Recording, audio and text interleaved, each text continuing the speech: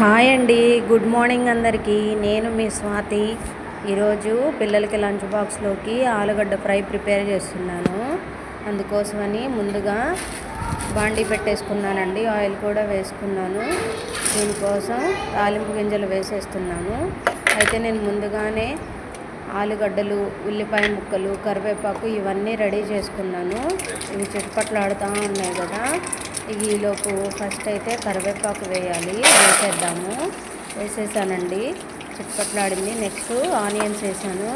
కొద్దిగా అంత పసుపు వేసి కలిపేసుకున్నాము.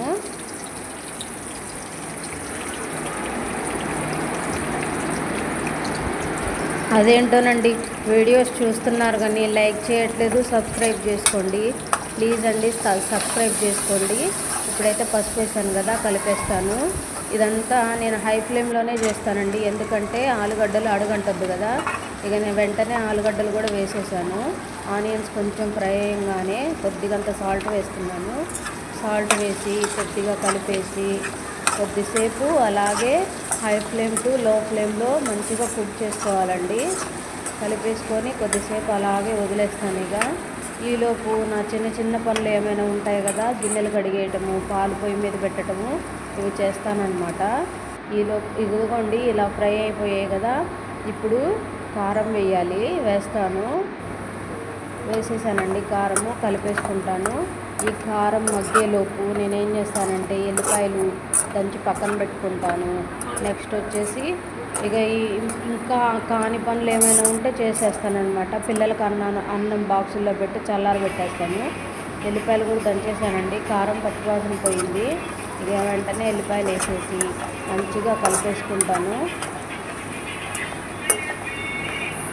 మీరు ఎలా చేస్తారో నాకు కూడా కమెంట్ చేసి చెప్పండి. ఇలా కాదు ఇలా చేస్తే కూడా బాగుంటుందేమో, మీ స్టైల్లో కూడా కొంచెం నాకు చెప్పి చూడండి, చేస్తాను. అంతేనండి. ఫస్ట్ అయితే సాల్ట్ వేసాను కదా, ఇప్పుడు కొంచెం ఇంకొద్దిగా సాల్ట్ వేసి కొద్దిగా అంత గరం మసాలా వేసి కలిపేసుకుంటానండి.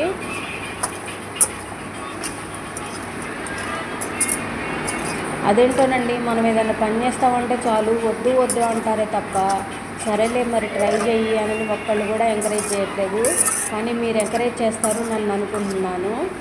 అంతేనండి. ఇక ఆలుగడ్డ ఫ్రై రెడీ అయిపోయినట్టే. Thank you for watching. వీడియో నచ్చితే లైక్ చేయండి, షేర్ చేయండి, సబ్స్క్రైబ్ చేసుకోండి. Bye bye.